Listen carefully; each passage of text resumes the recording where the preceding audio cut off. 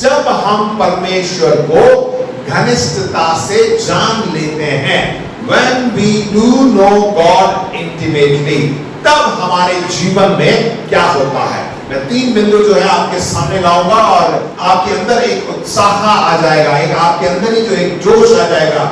हाँ, मैं भी जो है इसको प्राप्त करना चाहूंगा, मैं भी जो है परमेश्वर को घनिष्ठ रूप से जानना चाहूंगा। ठीक है, तो सबसे पहली बात, जब हम परमेश्वर को घनिष्ठता से जान लेते हैं, मैं बताऊंगा कि ये घनिष्ठता का क्या मतलब है। अगर आप देखिए तो सबसे पहले हमारी सारी जरूरतें प्रभु यीशु मसीह में पूरी हो जाती हैं। आमीन।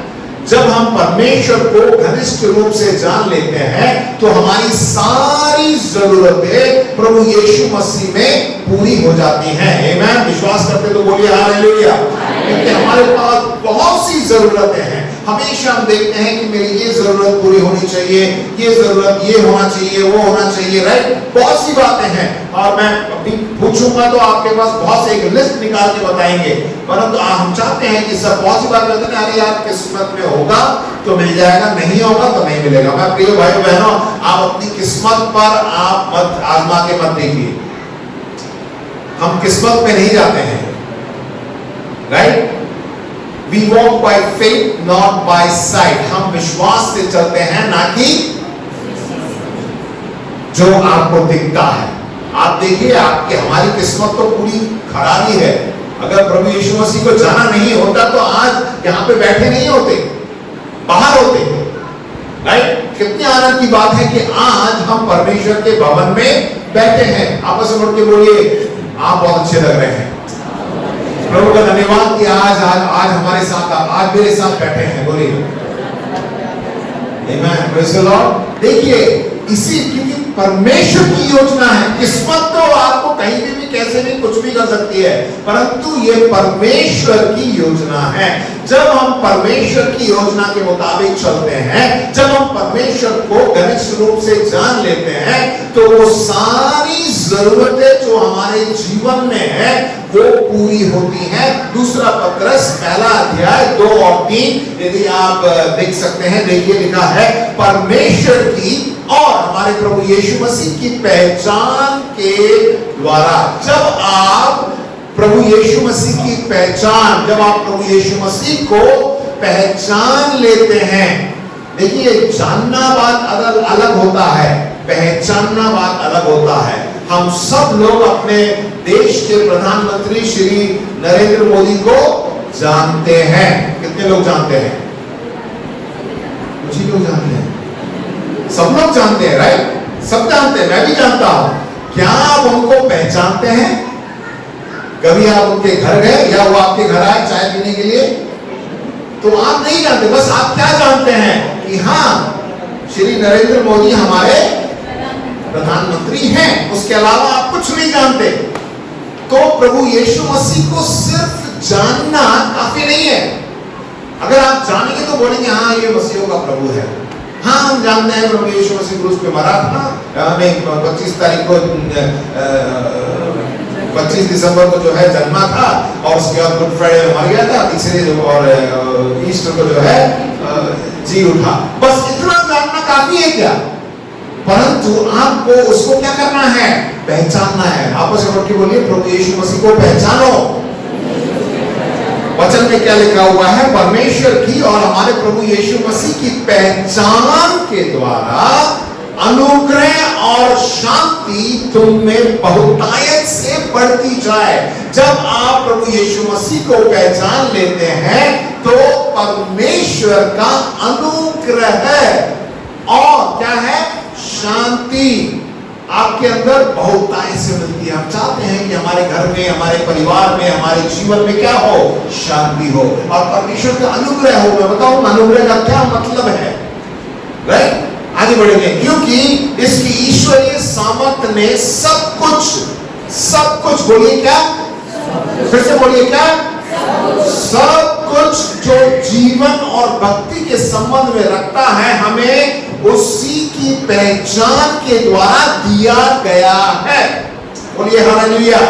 जब आप प्रभु यीशु मसीह को पहचान लेते हैं तो लिखा हुआ है सब जो जीवन के लिए चाहिए उसमें क्या है, उसकी पहचान में दिया गया है। जब आप उसको पहचान लेंगे तो ये सब कुछ मतलब सब कुछ भी हो सकता है।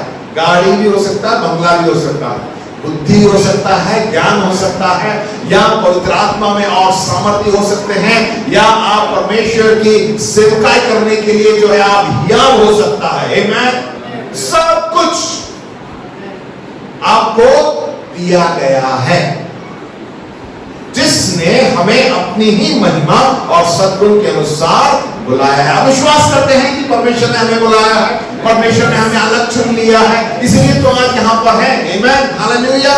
देखिए उसकी सामर्थ, उस ईश्वरीय सामर्थ से जो है हमें सब कुछ मिलता है, उसके अनुग्रह से जो है हमें सब कुछ मिलता है। जब उसकी पहचान में हम बढ़ते हैं तो हमारी सारी जरूरतें पूरी हो जाती हैं। ये पहचानने का मतलब क्या है?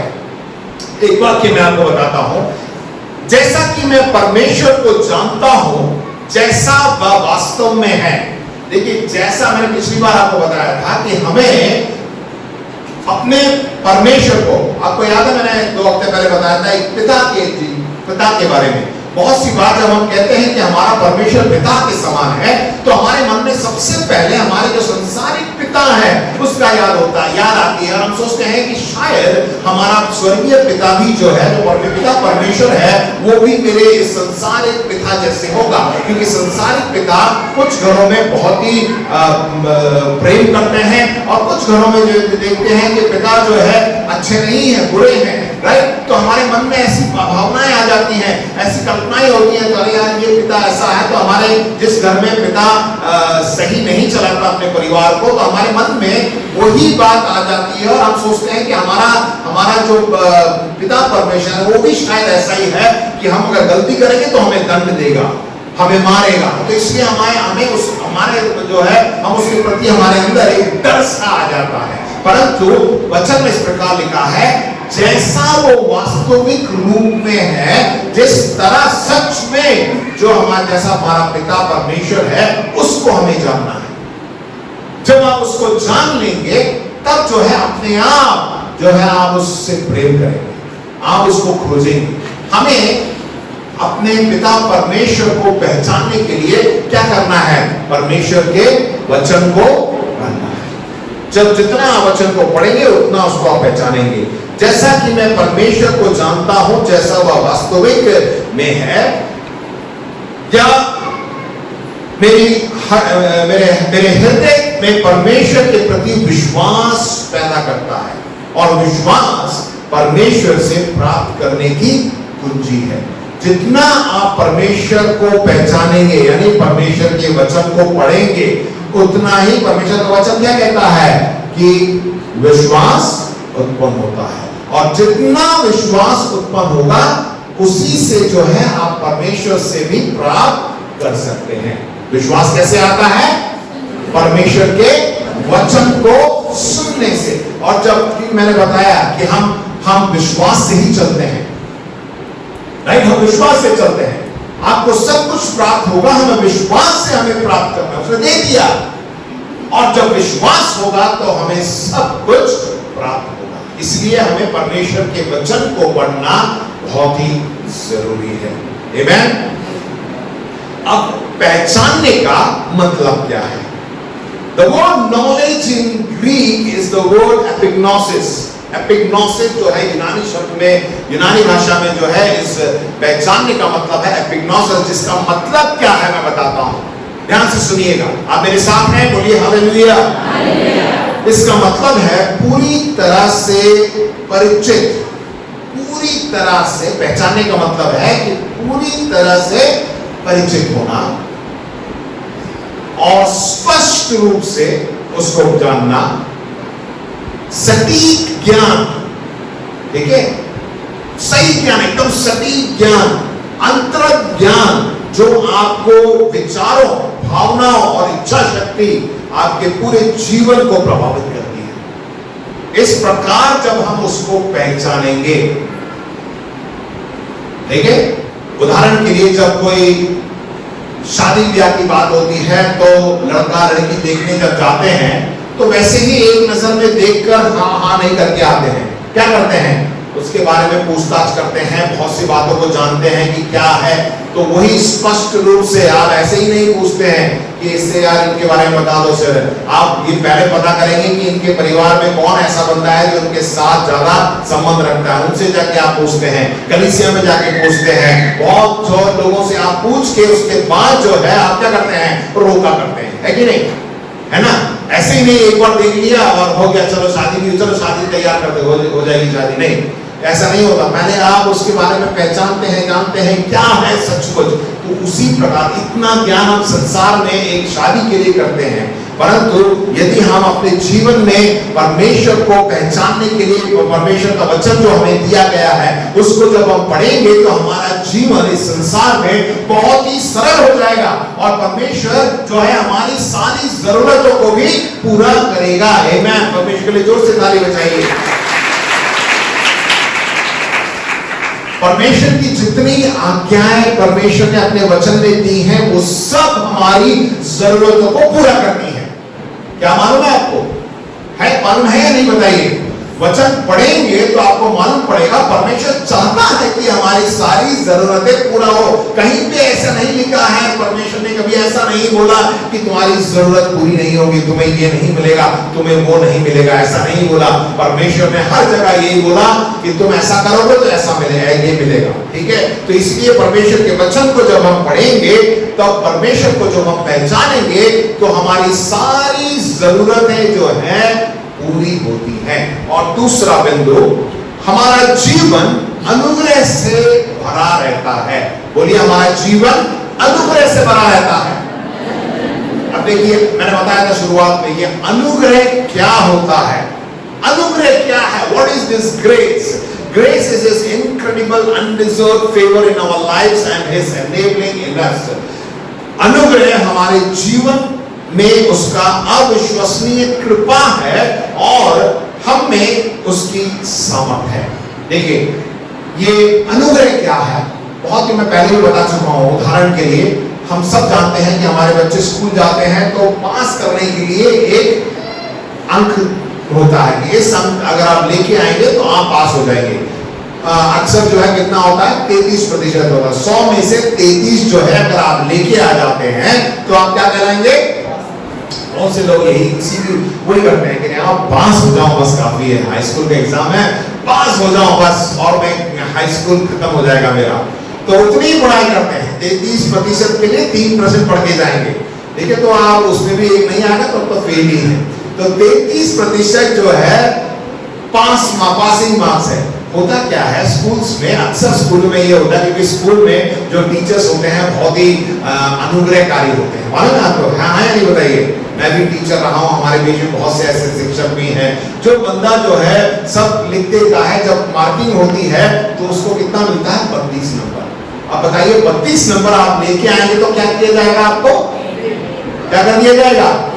परीक्षा में फेल कर दिया जाएगा। आपका पूरा एक साल बर्बाद हो जाता है। तब क्या किया जाता है मालूम है? टीचर जो है खींच जांच के जो है उधर इधर से कहीं ना कहीं कुछ ना कुछ करके क्या करेंगे? उसमें 1 नंबर दे ही देंगे। अगर 1 नंबर नहीं दिया ना तो बच्चे भी जो है टीचरों में बददुआएं देंगे, देखो 1 नंबर काट दिया, मेरा चला गया, 1 नंबर से रह गया मैं। परंतु टीचर्स क्या करते हैं? बहुत ही, मैं बताऊं, टीचर्स बहुत अनुग्रहकारी होते हैं। उनको वो क्या करेंगे? कहीं ना कहीं से कहीं ना कहीं आधा नंबर दे देकर जो है उसमें 1 नंबर बढ़ा देंगे और क्या कर देंगे? आपको पास कर देंगे। और ऐसे बच्चे जो है टीचर से इतना प्रेम करते हैं, आके पाँव पड़े रहते हैं, नंबर देखो पाँव पड़ेंगे। मैं भी कुछ जमानों पे जाता हूँ तो मेरे स्टूडेंट्स यहाँ के पाँव पड़ते हैं, सर उधर आगे, सर आगे। क्यों? क्योंकि उन पर अनुग्रह किया गया है। राइट? उसे कहते हैं अनुग्रह। परमेश्वर ने भी हम पर ऐसा ही अनुग्रह किया।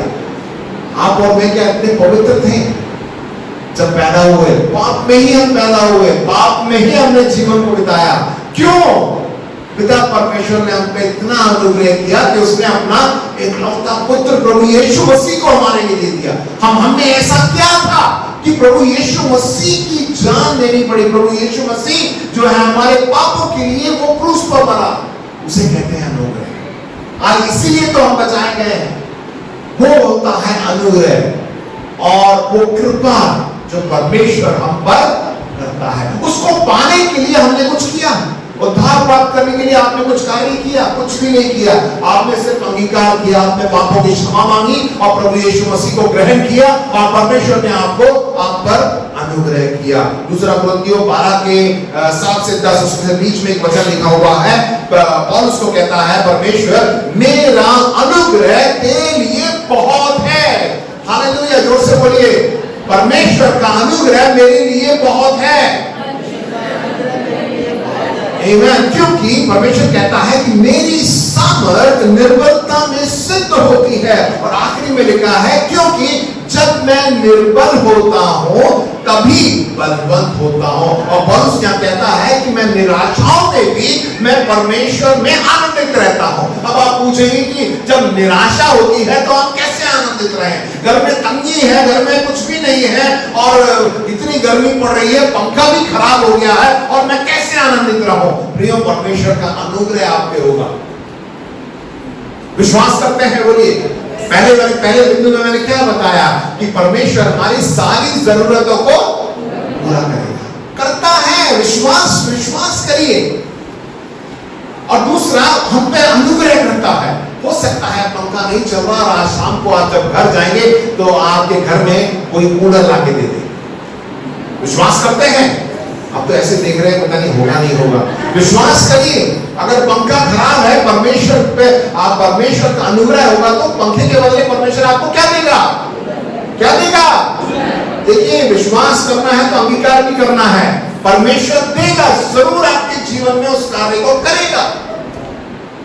उसे कहते हैं अनुग्रह। मैंने बताया ना कि सिर्फ परमेश्वर, आप परमेश्वर को पहचान लीजिए, बस वो अनुग्रह। बस हो सकता है 32.5 नंबर पे हो, आधा नंबर पार कर देंगे तो आपके घर में कूलर आ जाएगा, एसी आ जाएगा, गाड़ी आ जाएगी। आमीन, हालेलुया। और परमेश्वर में जो है आप और आगे आत्मिक रूप में हमें बढ़ना है। देखिए, ये संसारिक बातें हैं, ये सब है नहीं है। हो सकता है पंखा नहीं है, एसी नहीं है, गाड़ी नहीं है, बंगला नहीं है, कुछ भी नहीं है, परंतु आपके अंदर, आपके ऊपर परमेश्वर का अनुग्रह है। आप स्वस्थ हैं। आमीन, है कि नहीं? बताइए। आप अच्छा खा पी सकते हैं। बहुत से घर में ऐसे हैं, बच्चे खा पी नहीं सक रहे हैं। वो नहीं खाना, ये नहीं खाना, वो बढ़ गया है, ये बढ़ गया है, तो वो आप क्या खाएंगे? सब कुछ तो शरीर में बढ़ गया है, शरीर भी बढ़ गया है, इसलिए जो है नहीं खा रहे। ना खा के भी बढ़ रहा है। डॉक्टर ने वो मना कर दिया, ये मना कर दिया, खाए तो क्या खाए? गन्ने का जूस पियो, शिकंजी पियो, तब भी शरीर वैसा ही बढ़ रहा है। परंतु हम पर जो है परमेश्वर का अनुग्रह है। आज हम स्वस्थ हैं। क्यों? क्योंकि सिर्फ परमेश्वर का अनुग्रह। देखिए, हमें पौलुस जब इस बात को कहता है ना, तो उसके जीवन में ऐसा वचन में लिखा होगा, घर में जाके आप पढ़िए, दूसरा कुरिन्थियों 12 7 से 10 में वो कहता है कि उसके अंदर एक इसके विषय में प्रभु से 3 बार विनती कर चुका हूं कि वो एक कांटा छुपा हुआ है। उस कांटे को निकालने के लिए परमेश्वर से उसने प्रार्थना किया, परंतु परमेश्वर चुप रहा। परमेश्वर ने क्या बोला? उसने ये बोला कि मेरा अनुग्रह तेरे लिए बहुत है। हमारे जीवन में कुछ कांटा ऐसा हो सकता है, हम कहते हैं परमेश्वर इसको निकाल दे, परमेश्वर नहीं निकालता है, परंतु क्या कहता है? मेरा अनुग्रह तुम्हारे लिए काफी है। अभी आप ये मत पूछिए कि क्यों प्रभु मेरे साथ ये, कुछ लोगों के साथ कुछ बीमारियां रहती हैं, जिंदगी भर रहती है, परंतु आप जिंदा तो हैं, परंतु आपके अंदर शांति तो है, आपके अंदर आनंद तो है। बताइए, है? होता है। क्योंकि बहुत सी बात परमेश्वर जानता है कि क्या सही है, क्या गलत है। आप विश्वास में आप बढ़ते जाएं। परमेश्वर का अनुग्रह हमारे लिए काफी है। जब परमेश्वर का अनुग्रह हमारे जीवन में क्या करता है, कुछ वचन जो है ना बड़ी तेजी से बताऊंगा, आप चाहे तो लिख लीजिएगा। और देखिए, लिखा हुआ है परमेश्वर के अनुग्रह से हम बचाए गए हैं। इफिसियों 2:8 और 9। परमेश्वर के अनुग्रह क्या लिखा है? क्योंकि विश्वास के द्वारा अनुग्रह ही से तुम्हारा उद्धार हुआ है, और ये तुम्हारी ओर से नहीं वरन परमेश्वर का क्या है? दान है। परमेश्वर ने हमें एक दान के रूप में दिया है, और न कर्मों के कारण ऐसा ना हो कि हम घमंड करें। ठीक है? अनुग्रह से हम बचाए गए हैं। दूसरा, अनुग्रह के द्वारा जो है वो हमारी आज्ञा मानने के लिए हमारी मदद करता है। फिर परमेश्वर का वचन है, कभी कभार कहता है वचन पढ़ते हैं, परमेश्वर हमसे बातें करता है। परमेश्वर अक्सर जो है अपने वचनों से ही बात करता है। जब वचनों से बात करता है तो हमें उसको आज्ञा को पालन करने, जैसे आज भेंट का समय आया था, परमेश्वर का वचन में लिखा है कि आप अपने दशमांश और भेंट जो है परमेश्वर के भवन में लेके आओ। बहुत सी बार सोचते हैं क्या करना है, जेब से पैसा निकालना है, में डालने से मुझे कुछ मिलेगा क्या? दुकान में जब आप देखते तो क्या मिलता है? कुछ मिलता है, राइट? आप कुछ देते हैं, आप पैसा देते हैं तो आपको कुछ प्राप्त होता है। कलीसिया में ये दान पेटी में अंदर डालने से कुछ निकल तो है नहीं रहा, परंतु परमेश्वर का वचन क्या कहता है कि अपने भेंट और दशमांश आप मेरे भवन में लेके आओ। तब उसके बाद क्या है, वो आकाश के झरोखों को खोलेगा और आपके ऊपर अपरंपार आशीष की वर्षा करेगा। हालेलुया! विश्वास करते हैं परमेश्वर के जोरदारी हो जाएगी। परमेश्वर का वचन कहता है कि ठट्टा उड़ाने वालों के साथ ना बैठ। हम सोचते हैं यार क्या है, बिना बात करे कैसे रह सकते हैं? कुछ ना कुछ तो बात करना ना, कुछ ना कुछ तो हमें दूसरों की बात कर रहे हैं।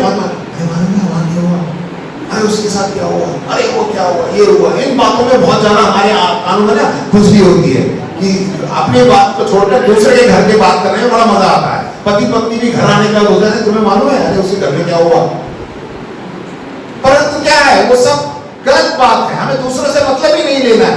इन सब बातों में बड़ा दिलचस्पी रहता है, परंतु परमेश्वर का वचन क्या कहता है कि इन सब से आपको दूर रहना है। तो जब हम परमेश्वर को घनिष्ठता से जान लेते हैं, जब उसका अनुग्रह हम पे हो जाता है, तो हमें जो है परमेश्वर के वचन पर चलना या उसके आज्ञा को मानने में हमें मदद मिलती है। आमीन। और तीसरा, इट कवर्स द फ्लॉज, वह हमारे चलने के खामियों को ढांप देता है। दूसरा सामुएल उसके 9वें अध्याय को आप घर जाके पढ़िएगा। यहाँ पे एक छोटी सी कहानी है, सचमुच एक घटना घटी है। दाऊद राजा को हम सब जानते हैं, राइट? और दाऊद राजा, दाऊद से पहले शाऊल जो है राजा था। पर हम देखते हैं जब दाऊद राजा बन जाता है तो शाऊल को जो है ये बिल्कुल पसंद नहीं था। वो क्या करता है, दाऊद को राजा बनने से पहले ही जब परमेश्वर ने दाऊद को चुन लिया था, तब जो है शाऊल को बड़ा गुस्सा आता है। शाऊल क्या सोचता है कि मैं इस दाऊद को जो है खत्म कर दूंगा, उसके जान के पीछे पड़ जाता है। परंतु शाऊल का बेटा योनातान जो है दाऊद का मित्र था और अपने पिताजी की सारी बातें इसको बता देता था, ठीक है? तो हुआ क्या, बाद में आप कहानी पढ़िए, जब ये सब घटना हुई और शाऊल भी खत्म हो गया, योनातान भी खत्म हो गया, फिर उसके बाद दाऊद जो है वह राजा बन जाता है। तो दाऊद क्या करता है, वो पता करने ये बोलता है कि पता करो कि हमारे राज्य में शाऊल की पीढ़ी का कोई व्यक्ति है या नहीं। और वहां पर एक व्यक्ति जिसका नाम मपीबोशेत है, वो एक लंगड़ा व्यक्ति है और कहता है कि उसको बुला के लाओ। और वो दाऊद राजा क्या करता है, उस पर कृपा करता है, उसका सम्मान करता है, उसे बोलता है कि तू शाऊल जो मेरा राजा था, मेरा जो मालिक था, उसकी तू पीढ़ी का है, इसलिए मैं तुझे आदर देता हूँ। और उसे कहता है कि तू मेरे घर पे, मेरे राजमहल में तू खाना खाएगा, और उसको आदर करता है, उसको वहां पे उससे मिलता है। इसका मतलब क्या है कि उसने, दाऊद ने ये नहीं देखा कि उसके दादा ने उसके साथ कैसा सलूक किया, ये नहीं देखा, वो सब कुछ भूल गया, उसने उसको ढांप दिया। वैसा ही प्रिय भाई बहनों, परमेश्वर का जब अनुग्रह हम पे होता है ना, तो परमेश्वर हमारी सारी कमी घटी को जो है क्या कर देता है, ढांप देता है।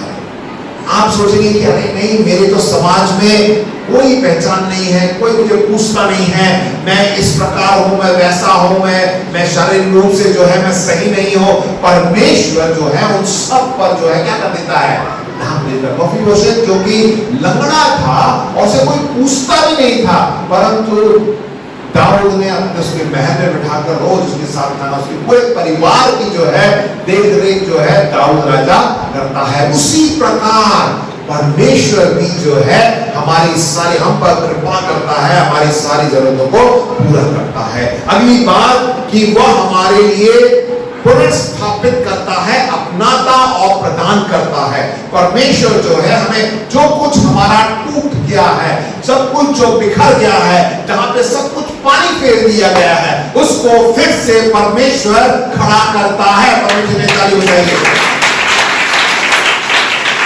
उसका अनुग्रह हम पर इतना बना है कि वो हमें अपनाता है। बड़ा पुत्र के बारे में सोचिए, जो अपने पिता की सारी संपत्ति लेकर वैश्याओं के ऊपर सब कुछ डाल के खत्म करके वापस आ जाता है, मन फिराव करके वापस आता है, तो उसका पिता क्या उसे भगा देता है? नहीं, उससे गले लगा देता है, अपनाता है। ये क्या है? परमेश्वर का अनुग्रह है। हो सकता है कि हम इस संसार में बहुत सी बार गलतियां कर बैठते हैं और आप सोचते हैं कि अब तो बहुत मुश्किल है, परंतु आप वापस आ जाइए, फिर से आप मन फिराव करने के बाद वापस आइए। परमेश्वर आपको अपनाता है और आपकी जरूरतों को पूरा करता है। उसके बाद क्या है? वह कठिन समय में हमारी मदद करता है। जैसे मैंने बताया, पौलुस के जीवन में वो कांटा छुपा हुआ था, बहुत ही मुश्किल था। हम नहीं जानते, बाइबल में नहीं लिखा कि क्या कांटा था। हो सकता है कोई बीमारी होगी या कोई दुर्बलता होगी, कुछ भी हो सकता है उसके जीवन में, परंतु परमेश्वर क्या करता है? मदद करता है। आपको मालूम होना चाहिए कि जो पौलुस था, पहले कौन था? उसका नाम सौल था, जो मसीहों को सताता था। प्रभु यीशु मसीह से बहुत ही दूर था, वो पसंद नहीं करता था मसीह लोगों को, परंतु मसीह ने प्रभु यीशु मसीह ने उसी को चुना और उसके जीवन को बदल दिया। इसलिए वो परमेश्वर के अनुग्रह को जानता है, वो मदद कर। परमेश्वर का अनुग्रह जो है हमें मदद करता है और हमें सेवकाई करने में, परमेश्वर ने जो हमारे हाथों में दिया है सेवा करने के लिए, परमेश्वर हमारी मदद करता है, उसमें सामर्थ और बल भी प्रदान करता है। तो ये मेरा दूसरा बिंदु था। दूसरा बिंदु में जो है मैंने बताया कि परमेश्वर हम पर अनुग्रह करता है। अनुग्रह में क्या बातें देखी कि हमें बचाता है और हमें आज्ञा मानने में मदद करता है, हमारे चलने की खामियों को वो ढांपता है, हमारे लिए पुनर्स्थापित करता है, अपनाता है और प्रदान करता है। फिर हमने देखा कि कठिन समय में वो हमारी मदद करता है और हमारी सेवकाई में हमें पर्याप्त देता है, सब कुछ हमें देता है। और तीसरा और आखिरी बिंदु मैंने शुरुआत में बताया कि परमेश्वर की शांति हम में बनी रहती है। राइट?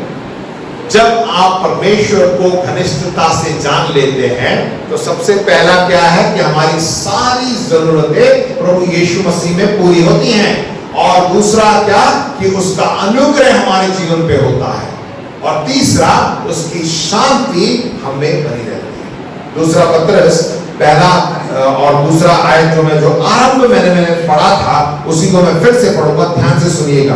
परमेश्वर की और हमारे प्रभु यीशु की पहचान के द्वारा अनुग्रह और शांति तुम में बहुतायत से बढ़ती जाए। अनुग्रह और शांति, शांति का भी होना है। सब कुछ है घर में, परंतु घर में शांति नहीं है तो बहुत ही मुश्किल हो जाता है। पैसा है, गाड़ी है, बंगला है, सब कुछ है, घर में शांति नहीं है।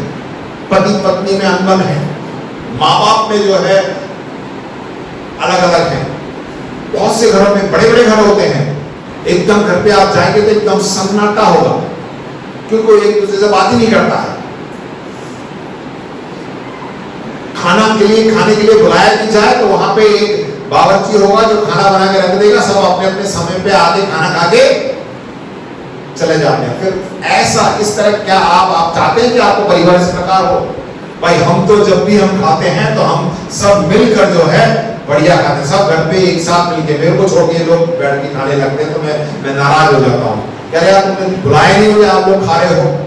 राइट? कभी कभार भूख ज्यादा लगती है तो हो जाता है, परंतु हम सब क्या चाहते हैं कि परिवार एक साथ मिलकर जो है भोजन करें। यदि आप नहीं करते तो आप करिए।